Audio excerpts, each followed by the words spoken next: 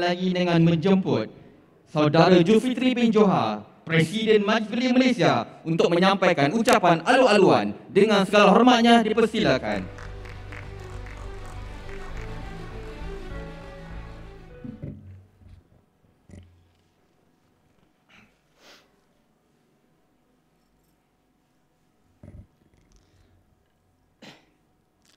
Baik, Assalamualaikum warahmatullahi wabarakatuh dan salam sejahtera. Terima kasih yang berbahagia pengerusi majlis.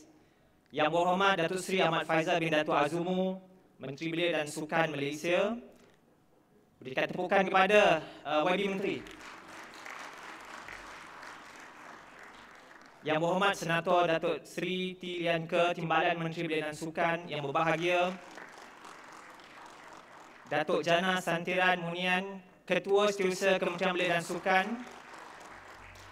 Yang berusaha Tuan Muhammad Azhari bin Muhammad, Ketua Pengarah Jabatan Belia dan Sukan Negara.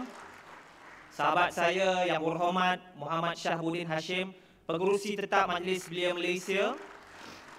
Yang berhormat Exco Belia dan Sukan Negeri yang hadir pada hari ini kecuali Johor kerana PRN Johor. Wakil-wakil kementerian dan agensi pengurusan tertinggi Kementerian Belia dan Sukan Malaysia, ahli Dewan Tertinggi Majlis Belia Malaysia, ahli-ahli Majlis Perundingan Belia Negara, wakil-wakil media, hadirin hadirat yang dihormati sekalian. Alhamdulillah, kita merafakkan kesyukuran pada Allah Subhanahu Wa Taala kerana kita dapat bersama-sama pada pagi ini untuk menunaikan amanah kita dalam Majlis Perundingan Belia Negara sesi 2022. Saya dengan ini merakamkan permohonan maaf kerana masih lagi berada di podium ini yang sepatutnya sudah bersara daripada dunia pergerakan belia. Disebabkan COVID, kita terpaksa menangguhkan pemilihan agung pada bulan Mac. Setelah 2 tahun tidak bersemuka angkara COVID-19, sudah tentu saudara-saudari sekalian banyak yang ingin kita bicarakan. Namun saya menganggap ini merupakan ucapan perpisahan daripada teman-teman daripada sesi 2018-2022 sebelum pemilihan MBM yang akan diadakan pada Mac ini, insya-Allah. Justru anggaplah ucapan ini laksana kumbang menyeri bunga, kumbang pun terbang, bunga pun layu.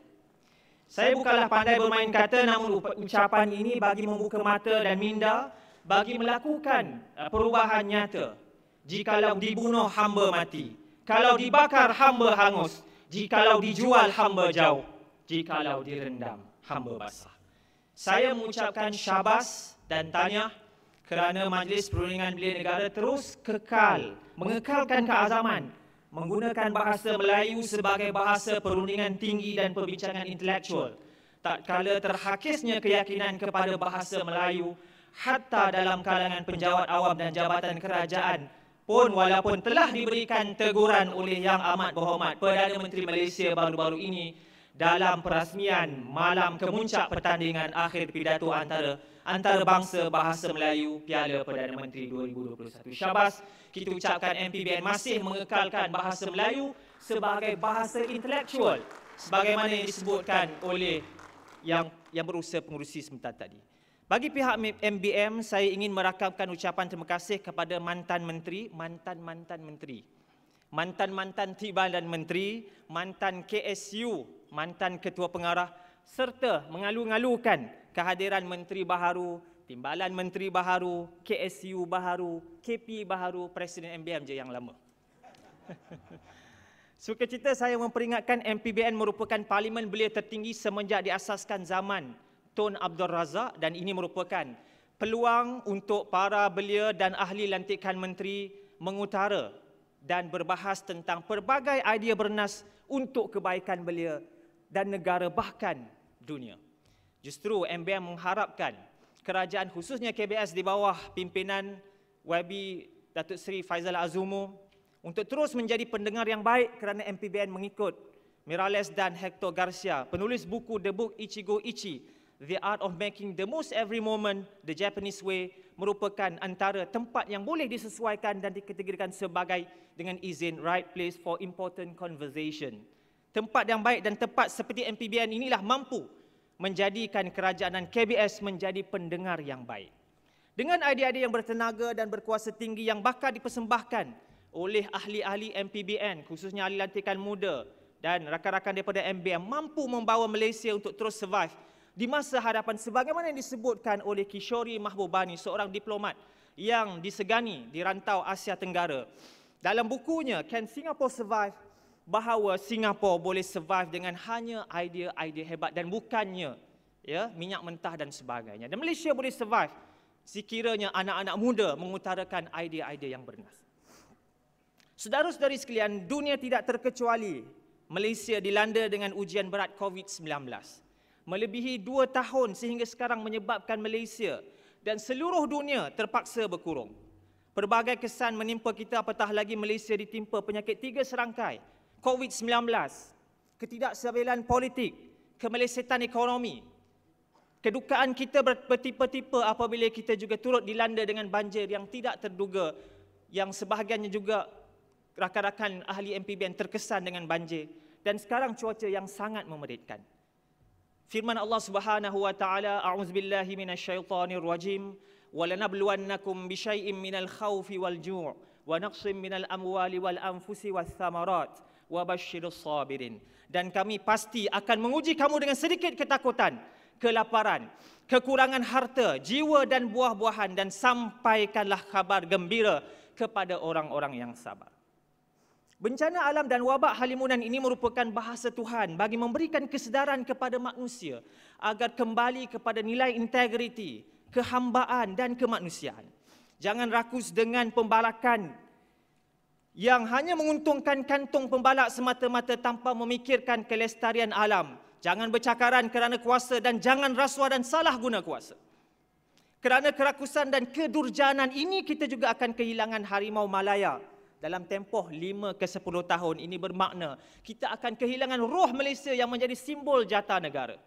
Kita harus kembali kepada ekonomi manusiawi, matlamat pembangunan mapan ataupun dengan izin Sustainable Development Goal dan tata kelola alam sekitar, sosial dan korporat ataupun dengan izin Environmental, Social and Corporate Governance ESG. Beliau merupakan sebahagian besar kelompok rakyat yang terkesan teruk dengan pandemik ini menyebabkan mereka berasakan sangat-sangat cemas akan masa depan mereka. Apabila mereka menjadi generasi hilang atau dengan izin The Lost Generation yang kedua semenjak Perang Dunia Pertama. Satu kajian global di 10 buah negara seperti yang dipaparkan oleh portal thevibes.com mendapati 45% anak muda menderita cemas alam sekitar ataupun eco-anxiety, manakala 75% anak muda mendapati masa depan mereka begitu menakutkan. Lebih takut daripada tengok cerita hantu.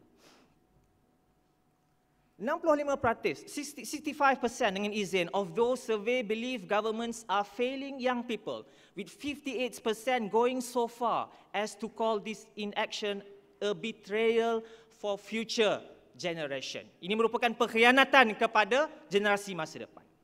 MBM telah pun mencadangkan satu ketika dahulu tahun lepas sebagaimana yang negara Wales ada, iaitu Akta Generasi Masa Depan, bagi memelihara hak generasi muda dan generasi masa hadapan yang belum lahir dalam pelbagai sudut kehidupan, khususnya sumber alam dan alam sekitar, dan melindungi mereka daripada si rakus dan si tamak haloba.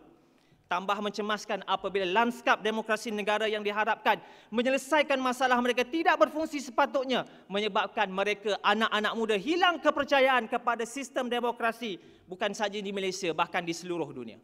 Defisit keyakinan, kepercayaan ataupun trust deficit dengan izin berlaku di seluruh dunia sebagaimana yang dilaporkan oleh The Center for the Future Democracy of Cambridge University.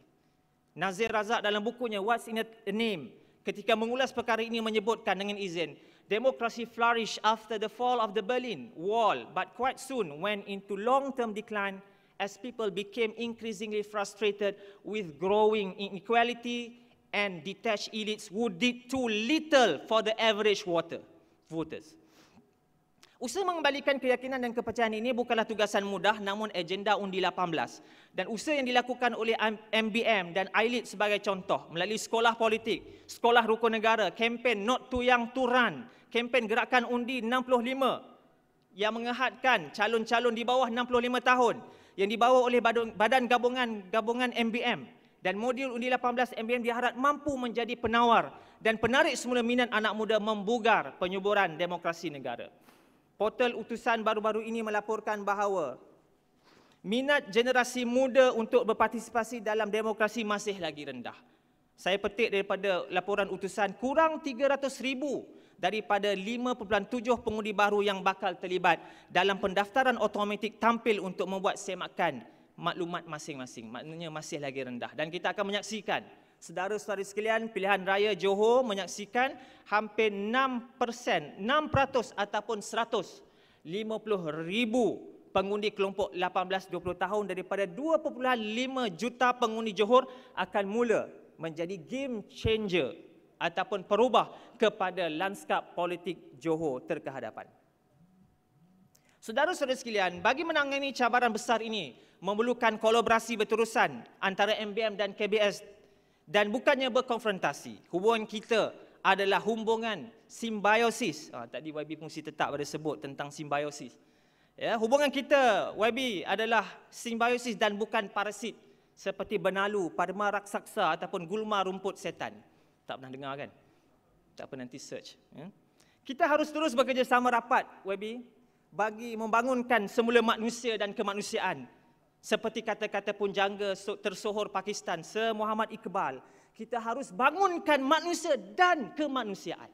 Manusia dan kemanusiaan.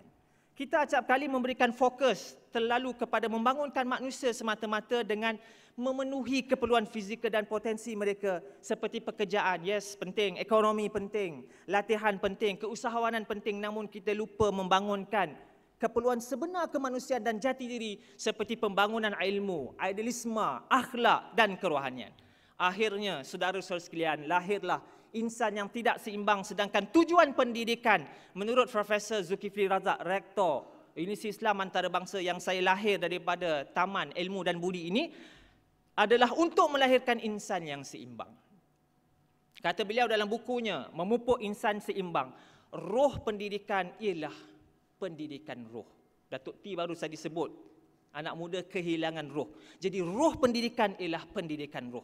Jika kita gagal, saudara sekalian, maka kita akan melahirkan belia dan pelajar yang berijazah tanpa ilmu, berbudaya namun tidak beradab, dan berpelajaran namun tidak berpendidikan.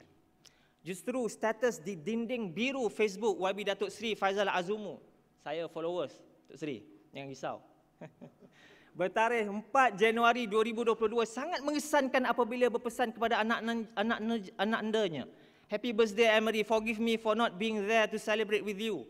Jangan lupa solat and stay safe. Love you Bapak. Oh, Bapak juga panggil Bapak. Pada frasa jangan lupa solat dan stay safe, love you Bapak, itulah terungkapnya, saudara-saudara sekalian, manifestasi kehambaan dan kemanusiaan yang perlu kita kembalikan. Dan saya menyeru kepada YB Menteri agar konsep kehambaan dan kemanusiaan ini wajar mendasari visi dan misi, corak dan gaya tata kelola pentadbiran di KBS tidak terkecuali MBM. Dasar ini mestilah jelas dan serius, namun pendekatan dengan beliau mestilah santai, bersahaja, fun, cool and funky. Datuk Seri selalu ajak kita berkaraoke. Saya pun selalu menyanyi dalam bilik air, Datuk Seri. Nanti kita boleh karaoke lah lagu-lagu yang membina jiwa. Faizal Tahir ke, Steven Pasaribu ke, pernah dengar nama-nama tu, Rosidi? Tak pernah, patut blur. Bersesuaian dengan pendekatan YB yang sempoi dan bersahaja, KBS dan MBM boleh menggunakan pendekatan yang menarik, yang masih belum betul-betul diterokai seperti sukan dan kebudayaan. Banyak perkara yang kita boleh teroka. Walaupun ada idea memisahkan sukan daripada belia. Bagi saya, kita mesti teroka elemen-elemen yang ada dalam sukan untuk kita terapkan dalam dunia pembangunan belia. Banyak sebagai contoh, kalau saudara membaca buku Profesor Damien Hughes, ya, menceritakan tentang bagaimana kejayaan Sir Alex Ferguson, bagaimana elemen-elemen yang ada dalam sukan kita boleh terapkan dalam dunia pembangunan belia. Namun begitu, saudara-saudara sekalian, saya bersimpati dengan YB. Menjadi YB pada zaman edan ini, zaman gila ini memang susah. Saya pun dulu ada cita-cita YB nak jadi menteri, tapi bila tengok susah jadi menteri, saya bertaubatlah. Jadi orang biasa lebih baiklah. Tak seronok jadi menteri ni, saudara-saudara sekalian. Tapi kalau orang baik, kita mesti sokong. Ya, nak melawat anak dan meluangkan masa bersama keluarga pun terbatas, betul tak YB? Namun YB beruntung menjadi orang besar, didengar suaranya berbanding kami orang kecil yang tidak berapa didengar suaranya. Ini mengingatkan saya kepada puisi Gusmus, orang kecil, orang besar. Puisi ini panjang, saudara sekalian, tapi nak menggambarkan perbualan di antara ibu dan bapa dengan anaknya tentang nak jadi orang besar ke orang kecil? Saya ambil sedikit saja manakah masa yang terbatas. Perbualan ini panjang dan ibu bapa itu berinteraksi dengan anaknya. Dan puisi ini dirakamkan oleh Gusmus dengan cukup baik. Orang besar boleh bicara semaunya, orang kecil paling jauh dibicarakan sahaja. Orang kecil jujur dibilang tolol, orang besar tolol dibilang jujur. Orang kecil, apatah lagi kecil, badannya macam saya, orang tak nampak. Orang kecil berani dikata kurang ajar, orang besar kurang ajar dikatakan berani. Orang kecil mempertahan hak disebut pembikin onar, orang besar merampas hak disebut pendekar. Si anak terus diam dan tak berkata-kata, namun dalam dirinya bertanya-tanya, anak kecil bisa menjadi besar, tapi mungkinkah orang kecil menjadi orang besar? Besoknya entah sampai kapan. Kapan tahu kan, kapan orang Indonesia pakai kapan. Ya? Besok entahnya sampai kapan si anak terus mencoret-coret dinding kalbunya sendiri nak jadi orang kecil ke orang besar. Jawapan saya mudah saudara-saudara sekalian. Jadilah orang besar yang berakhlak dan berjiwa besar. Rugi jadi orang kecil ni. Orang tak dengar suara. Jadi orang besar yang akhlaknya adalah besar. Tugasan untuk melahirkan orang besar yang berakhlak dan berjiwa besar harus diteruskan dengan memastikan lebih ramai pemimpin belia yang terbukti akhlak dan profesionalisme mereka berada di dalam Dewan Legislatif Negara maupun negeri maupun di kerajaan-kerajaan tempatan. Sebagai pembina manusia dan pendidik kemanusiaan, MBM dan KBS mesti terlebih dahulu mempunyai akhlak keinsanan. Buanglah akhlak-akhlak mazmumah seperti hasad dengki, sombong, kebencian, persengketaan, menunding, menyalah, curiga mencurigai, dendam, tidak ikhlas, tidak jujur, sailang menyailang dan sindir menyindir sebagaimana yang terkandung dalam lirik dendangan lagu keluarga Malaysia. Saya menganggap KBS dan Kementerian Pendidikan Malaysia kementerian yang sama penting kerana kedua-duanya adalah membina kemanusiaan, kepimpinan dan kemenjadian generasi muda. KPM di sektor pendidikan formal, manakala YB, KBS dan MBM berada di sektor pendidikan informal. Memetik maksud ataupun mafhum kata-kata mantan Ketua Setiausaha KBS Datuk Azman Taib bahawa pegawai-pegawai yang bertugas di kementerian berasaskan kemanusiaan seperti KBS, KPM mesti ada sikap mesra kemanusiaan dan bersabar atas karenah-karenah manusia. Apatah lagi MBM ni banyak karenah YB. Kan? Datuk Jana kena sabar dengan kami. Apatah lagi adik-adik kita ni, dia orang Negeri Sembilan kata ketemeneh tu banyak. Ya.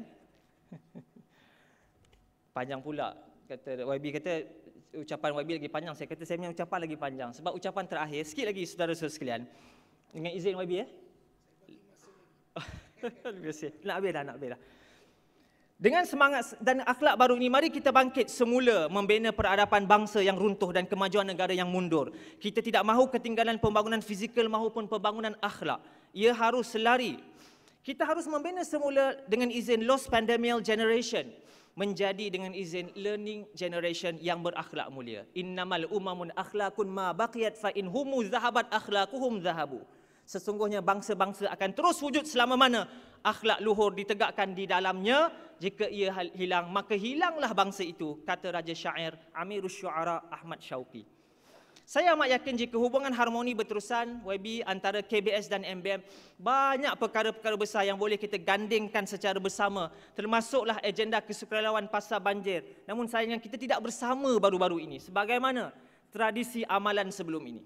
Agenda kesukarelawanan yang menjadi fenomena pasca banjir baru-baru ini boleh digembelingkan bersama secara besar-besaran. Bahkan MBM mempunyai cita sempurna menggagaskan penubuhan Majlis Sukarelawan Malaysia YB. Persis idea dan konsep MBM selain menjadi satu solusi wadah pasca 30 tahun bersama-sama dengan agenda kerja belia profesional. Pelbagai isu agenda permasalahan belia dan negara seperti kemiskinan haid, pengangguran, kesihatan mental, rasuah, kemiskinan situasi, security sosial dan isu-isu seperti KWSP, belia berisiko, gejala sosial, jenayah dapat ditangani sebaiknya jika muafakat nasional kita kemas. Huruf kecil muafakat nasional. Saudara-saudari sekalian, MBM dan secara peribadinya saya sangat risau dengan masa depan generasi muda. Pelbagai cabaran dan rintangan terpaksa mereka hadapi dalam dunia yang digelarkan sebagai VUCA dengan izin volatility, uncertainty, complexity dan ambiguity. Selain COVID-19, alam sekitar, sakit mental dan generasi yang hilang, maka satu lagi cabaran, saudara-saudari sekalian, yang kita bakal hadapi menurut Farah Khanna dalam buku terbarunya MOVE adalah global population collapse. Keruntuhan populasi global. Dalam erti kata lain, kita akan berhadapan dengan defisit demografi. Negara menua dan berlakunya penguncupan ekonomi tidak terkecuali Malaysia yang akan mendapati 25% golongan tua menjelang 2030. Bahkan kita akan menjadi negara supra tua. Ini harus ditangani dalam model baharu pembangunan belia yang kita juarai bersama YB. Solusi masa depan para khana untuk permasalahan harus dibincangkan dalam wacana MBPP, iaitu model baharu pembangunan belia. Kita mesti mempersiapkan belia menjadi future smart youth dengan izin, bukannya future frustrated youth kerana cabaran mereka adalah sangat-sangat getir. Di sebalik cabaran pesimistik ini, kajian firma penyelidikan pasaran iaitu Ipsos Sendirian Berhad mendapati rakyat Malaysia lebih optimis pada tahun 2022. Bahkan Malaysia berada di tangga ketiga berkongsi bersama dengan Australia. Namun begitu, kita mengharapkan untuk mendapat kerajaan yang stabil dengan segera. Semoga kita dikurniakan kebaikan dan keselamatan serta memacu semula masa depan negara yang dilihat ketinggalan jauh. Masa depan negara terletak di tangan generasi muda. Inna fi yadi syubban amral ummah wa fi aqdamihi hayatuha. Iaitu sesungguhnya di tangan pemuda-pemudi terdapat urusan bangsa dan di setiap langkah dan kaki mereka terdapat kehidupannya. Terakhir, saudara-saudara sekalian, sebelum saya mengundurkan diri, izinkan saya berkongsi pelbagai usaha yang dilakukan oleh MBM dan permintaan bagi membangunkan belia negara secara ringkas. Pertama, isu perwataan had umur perlu diputuskan secara segera. Kedua, memikirkan dan menyelaraskan polisi dan wadah pasca 30 tahun agar tidak berlaku kelompongan besar di antara umur 30 hingga 40 tahun. Peremajaan gerakan belia harus dilakukan. Yang ketiga, peremajaan gerakan belia harus dilakukan secara bersama dan secara besar-besaran seperti melancarkan kempen Jom Masuk Belia yang kita sebut banyak kali, rakan muda, penganjuran siri-siri latihan kemahiran insaniah, pengurusan organisasi, kepengikutan dan kepimpinan. Keempat, penganjuran pelbagai program pembangunan belia yang seimbang dari aspek kemanusiaan dan kemanusiaan. Kelima, menginstitusikan tokoh belia negara agar mereka terus berperanan lebih signifikan dalam masyarakat dan mungkin boleh disesuaikan peranan dalam akademi kepimpinan belia yang akan dijenamakan semula untuk melahirkan lebih ramai kepimpinan muda bertaraf dunia. Seterusnya, MBM mencadangkan penubuhan Majlis Sukarelawan Malaysia berpaksikan NGO bagi mengumpulkan semua NGO dan mungkin ini boleh menjadikan wadah pasca 30 tahun. Seterusnya, MBM menggesa suara Persatuan Belia Tunggal diperkasakan dan diberikan perhatian oleh pihak KBS sebagaimana yang MBM telah berpeluang berinteraksi dan berdialog dengan lebih 20 persatuan belia tunggal pada bulan lepas. Seterusnya, MBM akan terus berperanan mendekati pelbagai kelompok anak muda termasuk semalam kita bincangkan tentang kemasukan Angkatan Belia MFLS ataupun ringkasnya ABAM. Kita ada ABIM dan kita ada ABAM. Mudah sebab semalam YB ramai yang tergeliat lidah nak sebut saya kata panggil ABAM cukup. Seterusnya, sedikit lagi, MBM akan berperanan dalam semua platform pembuatan keputusan dan MBM mohon wakil MBM dan wakil belia dilantik dalam semua platform pembuatan dasar di peringkat kementerian. Terbaru, MBM berada dalam panel berkepakaran isu perumahan, Kementerian Perumahan dan Kerajaan Tempatan. Terima kasih YB Menteri KPKT yang juga merupakan mantan Menteri Belia. Seterusnya, sedikit lagi, MBM akan juga terus memainkan peranan di pentas global YB dengan cara terbaru yang terbaru bersama Non-Aligned Movement 6 Youth Network, D8 Youth Council, Afrika Asia Youth Government, termasuk memastikan World Assembly of Youth masih dipimpin oleh Malaysia. Seterusnya, MBM dan KBS perlu terus bekerjasama menggalakkan pelibatan belia dan ekonomi digital baru seperti NFT kripto, metaverse sebagai sumber ekonomi baharu. Program literasi ekonomi digital baharu yang melibatkan teknologi blockchain akan dijalankan oleh MBM sekiranya mendapat sokongan bersama KBS. Nemui sebagai contoh adalah antara artis yang terawal terlibat dalam NFT art di mana beliau telah berjaya menjual klip video lagu terbaru beliau iaitu bertajuk Fragile dengan harga 209 ETH Ethereum atau bersamaan dengan RM4 juta dalam masa 3 jam sahaja waktu pelancaran. 3 lagi terakhir YB, MBM juga mencadangkan gaji minima ditingkatkan dan diselaraskan sejurus ekonomi negara pulih mengikut lokaliti sebagaimana Indonesia, mengikut daerah dan bersesuaian dengan rancangan Malaysia yang ke-12 untuk memastikan isi rumah berpendapatan sebanyak RM10,000. Dua terakhir, saudara-saudari sekalian, MBM memohon agar idea-idea yang diutarakan sewaktu ucapan Hari Belia Negara pada tahun 2021 diteliti, diperhalusi dan diambil tindakan kerana tiada sebarang respon sehingga kini. Dan terakhir, di kesempatan ini saya ingin mengucapkan selamat Tahun Baru Cina kepada rakan-rakan belia Cina dan seluruh rakyat Malaysia. Semoga tahun harimau ini membawa kemakmuran dan kesejahteraan untuk kita bangkit semula. Menggerak! Menggerak! Menggerak! Terima kasih. Wassalamualaikum warahmatullahi wabarakatuh.